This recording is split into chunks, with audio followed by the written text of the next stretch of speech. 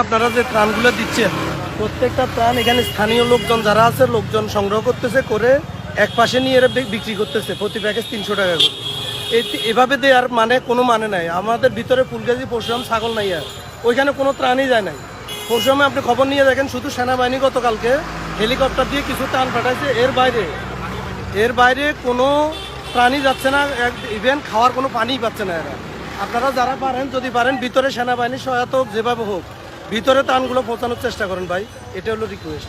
যারা ত্রাণ নিয়ে আসতেছেন তাদের কাছে অনুরোধ, আপনারা পাড়ের মানুষদেরকে ত্রাণ দিবেন না, কারণ এখানে অধিকাংশ মানুষই কিন্তু বন্যাপীড়িত না, তারা এখানকার স্থানীয় বাসিন্দা। তারা এই সুযোগে এই ত্রাণগুলি নিয়ে তারা অন্যত্র বিক্রি করতেছে, যেটা আমাদেরকে এখানকার স্থানীয় বাসিন্দা যারা তারা অভিযোগ করেছে।